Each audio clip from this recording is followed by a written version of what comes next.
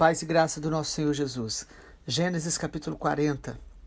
Algum tempo depois, o chefe dos copeiros e o chefe dos padeiros do faraó ofenderam o seu senhor, o rei do Egito. O faraó se enfureceu com os dois oficiais e os mandou para a prisão onde José estava, no palácio do capitão da guarda. Eles ficaram presos por um bom tempo e o capitão da guarda os colocou sob a responsabilidade de José para que cuidasse deles. Certa noite, enquanto estavam presos, o copeiro e o padeiro tiveram cada um sonho, e cada sonho tinha o seu significado.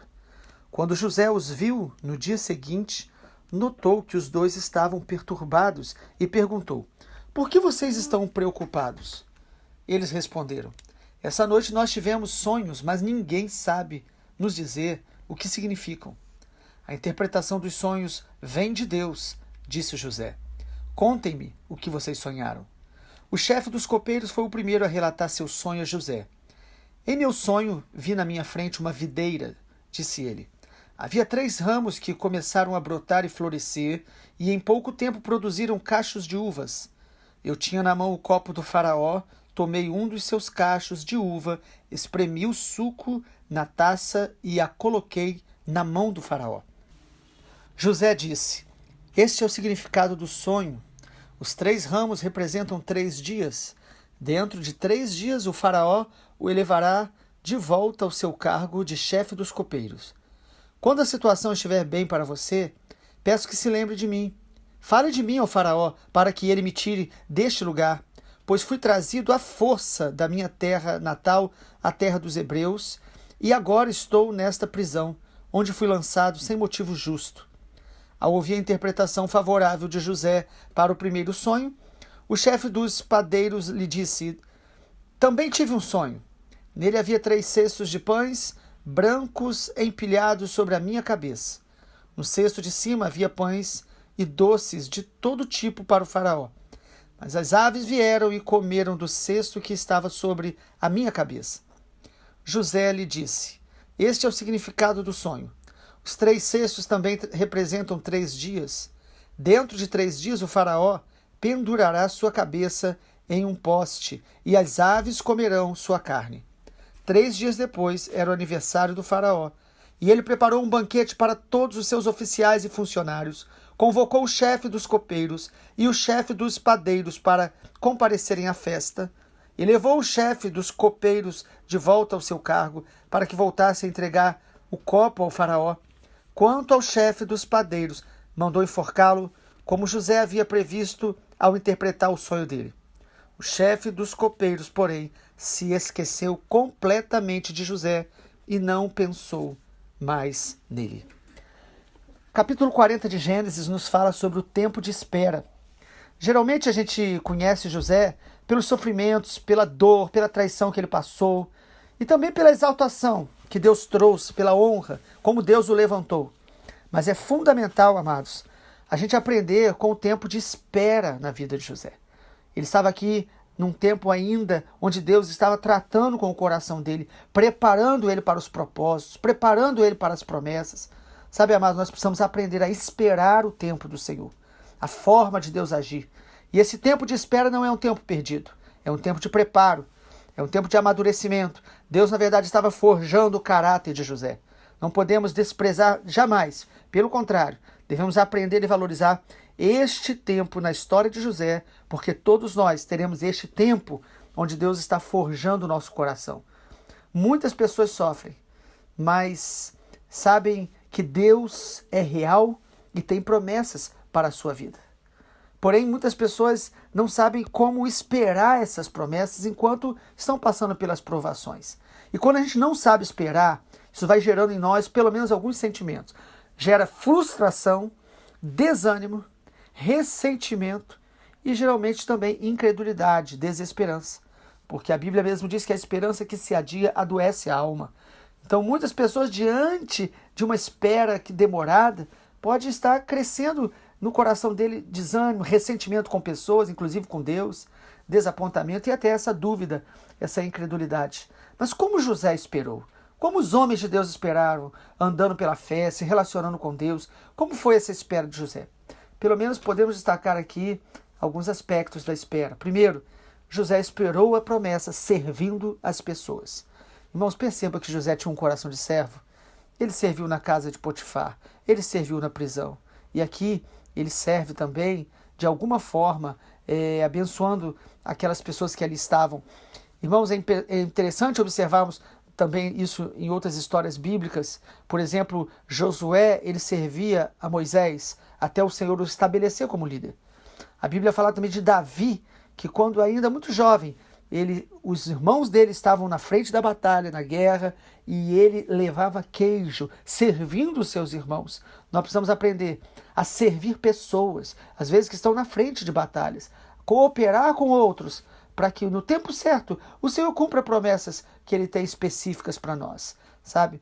Servir demonstra o nosso coração, a disposição de abençoar outros, demonstra humildade. E também a gente percebe aqui nesse servir essa sensibilidade que José teve, preocupação, tanto com o copeiro como com o padeiro, que estavam ali com o rosto transtornado. Ele tinha sensibilidade, atenção às pessoas, e isso levava a servir, a abençoar. Em segundo lugar, a gente percebe que José esperou as promessas de Deus, crendo nos sonhos que Deus trazia sobre as pessoas. Ele continuou crendo nos sonhos de Deus. Quantas pessoas já creram e hoje desistiram de crer? Perceba que José teve um sonho que levou ele a um ambiente de hostilidade dos seus irmãos, e todo o processo que ele estava passando aqui foi começado ali com os sonhos que ele teve. E agora você vê José preso, ali limitado de tantas formas, sem perspectiva alguma natural. Mas é muito interessante olhar que percebendo que ele continua crendo que Deus usa sonhos. Inclusive, quando os homens dizem que tiveram sonhos, né? Inicialmente aí, o copeiro do rei, quando ele fala que ele teve sonho, José diz, não, o Senhor, Deus, pertence a Deus a interpretação desses sonhos. Ele continua crendo que Deus, ele concede sonho e ele é quem dá a interpretação. E é impressionante ver isso, que cada vez que Deus estava usando José para abençoar, interpretar o sonho de outros, isso demonstra que José continuava crendo num Deus que dá e cumpre os seus sonhos em nossas vidas. E eu creio, irmãos, que quando ele viu aqueles sonhos se realizando na vida daqueles dois homens, Deus o estava lembrando que também os planos do Senhor se cumpririam na vida dele. Deus está aqui usando José para abençoar o sonho de outros. Muitas vezes, amados, enquanto os nossos sonhos não se cumprem, Deus vai nos usar para abençoar, servir ao sonho de outros, a interpretar sonho para outros. Assim Deus vai nos libertando do nosso egoísmo, da nossa vaidade, da nossa tendência a pensar só em nós mesmos. Quando José teve apenas sonhos, lá ainda na casa do seu pai, ele tinha um certo orgulho, uma certa vaidade. Mas agora não. Agora que José tem a presença de Deus, ele reconhece que o sonho, a interpretação, a soberania, tudo pertence ao Senhor.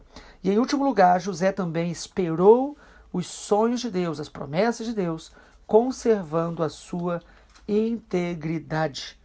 É muito interessante ele falar no versículo 15 que ele foi trazido à força da terra dos hebreus, e aí já aparece essa expressão, né? Essa expressão que significa aqueles que vêm do outro lado do rio, expressão ligada aos descendentes de Abraão. Ele diz, olha, eu fui trazido para cá à força, e agora eu estou nessa prisão, onde eu fui lançado sem motivo justo.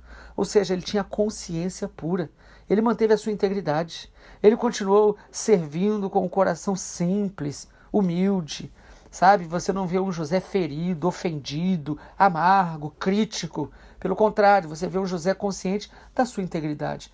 Amado, se tem algo que nós precisamos fazer enquanto as promessas de Deus não se concretizam de maneira mais ampla, porque de alguma forma Deus estava realmente abençoando José, mas ainda ele sofrendo de maneira tão terrível dentro de uma prisão, nós precisamos aprender a manter a nossa integridade, a conservar a nossa consciência pura. A Bíblia diz que nós devemos apresentar-nos a Deus como obreiro aprovado, que não tem do que se envergonhar. Irmãos, o temor de José, como ele contrasta, como ele é oposto à imoralidade de Judá, que nós vimos nos capítulos anteriores. Há tanto espírito de confusão que estava havendo no meio da família dos filhos de Jacó. José demonstra, mesmo na prisão, ele demonstra integridade, ele demonstra sensibilidade, ele demonstra confiança no Senhor e ele mantém um coração humilde. Sabe, a gente percebe claramente aqui, irmãos, que Deus tinha mais para José do que apenas ele se tornar um preso liberto. Deus estava preparando ele para ser uma bênção para nações, para ser uma bênção para famílias, inclusive para ser alguém que ia suprir, pela graça de Deus na vida dele, as próprias necessidades que os familiares dele também passariam. Deus estava forjando um homem para a glória de Deus. Deus não queria apenas resolver uma situação de José. Deus queria forjá-lo para um propósito nobre, glorioso. E é muito interessante ver, em último lugar aqui, alguns detalhes, né? O sonho do copeiro e o sonho do padeiro, a diferença dos dois. O sonho do padeiro foi um sonho que teve uma interpretação dramática, trágica, falava da morte dele. O sonho do copeiro falava de uma restauração, de uma reconciliação, de uma restituição, até de uma reconciliação também com Faraó e com a missão que ele tinha, a função que ele tinha ali naquele governo, naquele lugar que Deus havia o estabelecido. Mas olha que interessante, podemos fazer uma comparação muito interessante. O copeiro, o sonho dele, ele vê uma videira. E a videira, ela biblicamente simboliza Cristo. Pelo menos a gente olhando para João capítulo 15, Jesus fala, eu sou a videira verdadeira. E no sonho do copeiro, ele toma dessa videira para servir a Faraó. E isso foi o sonho que manifestou que Deus traria vida e traria restauração através do copeiro. Já o padeiro, ele tem um sonho de pães, ali de doces, e aquele sonho fala muito da obra humana, daquilo que o homem produz, daquilo que o homem gera. E aquilo que o homem gera traz apenas autoexaltação, e isso gera morte. Nós podemos também aprender muito com esse texto, simbolicamente falando, que nós devemos aprender a servir as pessoas com aquilo que nós recebemos do Senhor Jesus, que é a videira verdadeira. Nos alimentar do Senhor para servir as pessoas, e a glória e a honra é do Senhor. E não apenas tentar fazer com a nossa mão, com a nossa força, aquilo que é serviço nosso, buscando apenas exaltar o nosso ego, porque aquilo que é obra humana, obras mortas, trazem morte. Mas aquilo que nasce em Cristo, para servir pessoas, vai gerar vida. A grande questão é como nós temos esperado no Senhor. Temos aprendido a esperar? Irmãos, esperar não é ficar passivo e nem inativo. Esperar é uma atitude de confiança no Senhor. E os que esperam no Senhor renovarão as suas forças, subirão com asas como águia, correrão e não se cansarão, caminharão e não se fatigarão. Assim é o esperar, é confiar, é entregar, como o Salmo 37 nos ensina, que nós devemos confiar, descansar, esperar no Senhor. É uma atitude de fé, que o Senhor possa nos fortalecer para esse propósito. Eu gosto muito de dizer que, na verdade, Deus não está preparando uma bênção para nós. Efésios capítulo 1 diz que Deus já nos abençoou com toda sorte de bênçãos espirituais nas regiões celestiais em Cristo. Todas as bênçãos já estão em Cristo. Salvação, a renovação, os propósitos, a missão de Deus. Mas Deus está nos preparando para as bênçãos. As bênçãos já foram preparadas, mas Deus nos prepara para que no tempo da promessa sejamos maduros para poder administrar também os momentos de sucesso, de reconhecimento, de crescimento, valorizando sempre a essência, que é a presença de Deus em nossas vidas. Ele é a razão de vivermos, não a promessa, mas Ele, a presença dEle, que já está conosco em todo o tempo, no tempo da espera, no tempo das dores e nos tempos que as promessas se cumprirão. Vamos orar. Pai, obrigado, a Tua palavra é tão maravilhosa, tão gloriosa, tão cheia, Deus, de aplicações em nossa história. Eu oro para que cada um de nós seja fortalecidos neste momento. Ó Deus, nos ensina a esperar no Senhor para cada novo tempo que o Senhor gera Em nome do Senhor Jesus, forge o nosso coração, para que possamos valorizar mais a Tua presença, a Tua intimidade, o relacionamento, a confiança no Senhor. Dê-nos um coração sempre assim, Senhor, disposto a servir, a abençoar outros, a manter a integridade, mesmo sem ver resposta. E mesmo que os homens esqueçam de nós, nós sabemos que o Senhor jamais se esquecerá dos seus filhos. Te agradecemos e recebemos a palavra em nome e para a glória de Jesus. Amém, Senhor.